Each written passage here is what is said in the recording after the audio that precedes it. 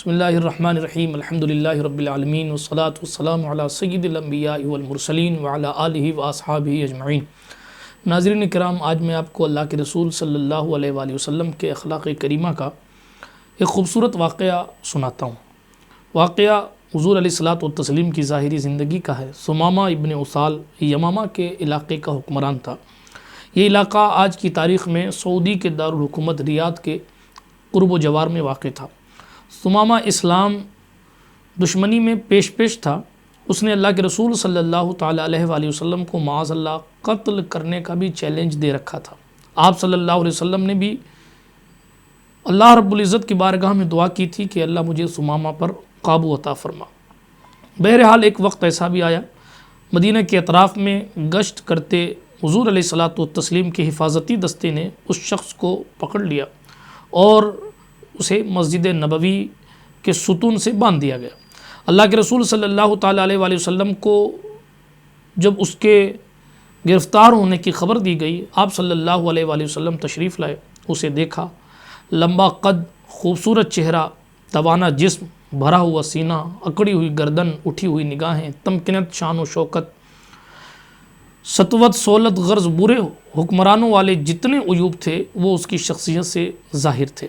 آپ صلی اللہ علیہ وسلم آگے بڑھے اور پوچھا، ثمامہ کیا حال ہے؟ آخر میرے رب نے مجھے تم پر قابو دے ہی دیا۔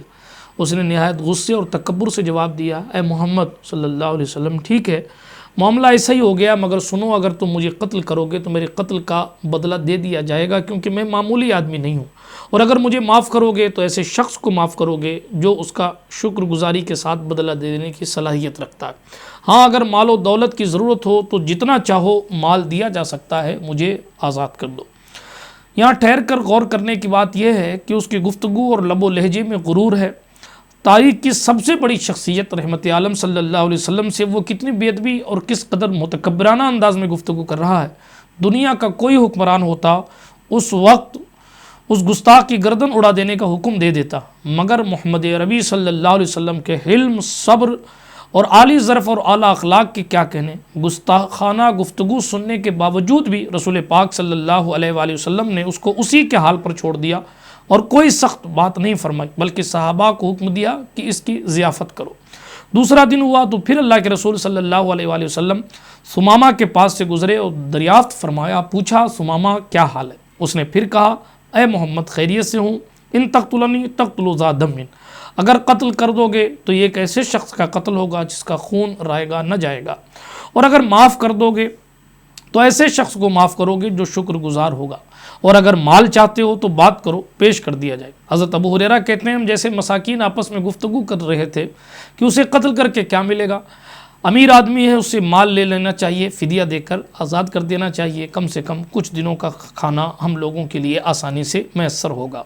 تیسرا دن ہوا، آج اسی چیز کا فیصلہ ہونا تھا۔ اللہ کے رسول اسلام نے پھر پوچھا، ثمامہ کس حال میں ہو؟ اس نے حسب سابق جواب دیا، اور جو الفاظ روز کہے تھے وہ آج پھر کہے۔ صحابہ کرام منتظر ہیں کہ دیکھیں اس گستاخ کو کیا سزا ملتی ہے۔ وہ آپ کی آواز اور رسول پاک علیہ الصلوۃ والتسلیم کے حکم کی طرف کان لگائے کھڑے تھے کہ رحمت للعالمین نے ارشاد فرمایا، اس کی رسیاں کھول دو۔ پھر ثمامہ سے فرمایا، جاؤ، میں تمہیں بغیر کسی شرط کے رہا کر دیتا ہوں۔ حکم کی تعمیل ہوئی، ثمامہ کو رہا کر دیا گیا۔ اس نے اپنی سواری پکڑی اور مدینہ طیبہ سے باہر بھاگنے لگا۔ اللہ کے رسول صلی اللہ علیہ وآلہ وسلم کے لطف و کرم سے وہ اپنی جان سلامت لے کر نکل آیا تھا، لیکن وہ اپنا دل تو رحمت للعالمین کے اعلیٰ اخلاق کے پاس رکھ کے آ گیا تھا۔ مسجد نبوی سے باہر نکلتے ہوئے اسے بے اختیار خیال آیا، اتنا برگزیدہ اور اتنا بلند حوصلہ انسان تو میں نے آج تک نہیں دیکھا۔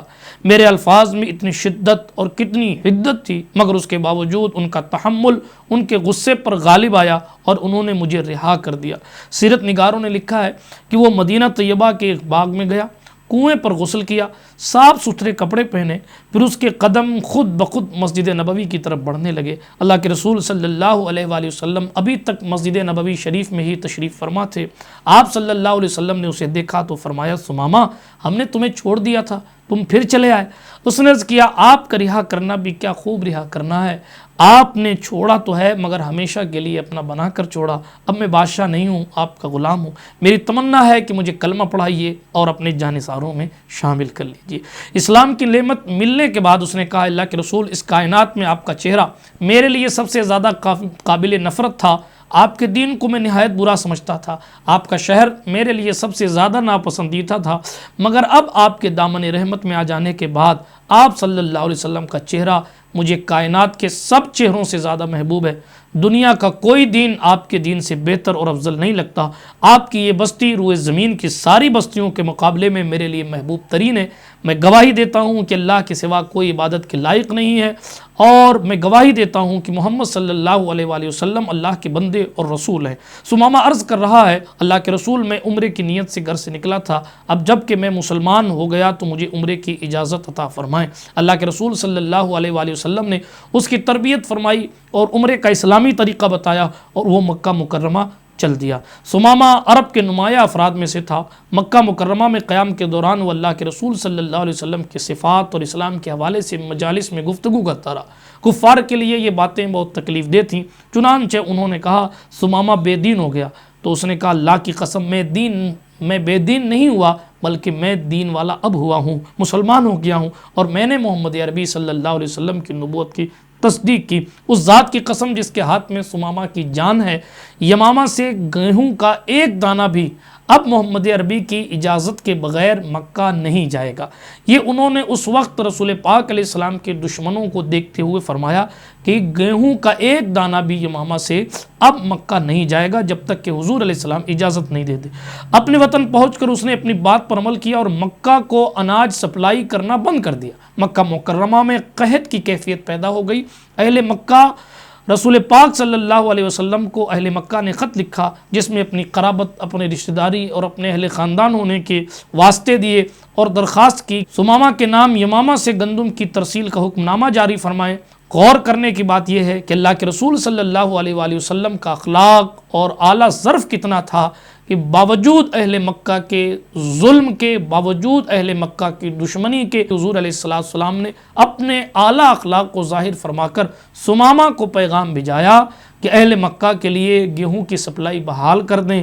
کیا ایسے نادر اور اعلیٰ اخلاق کی دنیا میں کوئی اور مثال نظر آتی ہے کہ جو دشمنوں کے ساتھ بھی ایسا سلوک کرتے ہیں اور جو اپنوں کے ذریعے دشمنوں کی مدد کرتے ہیں؟ یقیناً یہ ذات اللہ کے رسول صلی اللہ علیہ وآلہ وسلم کی ذات ہے۔ ہاں، اللہ کے رسول صلی اللہ علیہ وآلہ وسلم کا اخلاق اللہ رب العزت نے بے مثل و بے مثال بنایا تھا۔ اللہ پاک ہمیں اور آپ کو حضور کے اخلاق کریمہ کا صدقہ نصیب فرمائے۔ السلام علیکم۔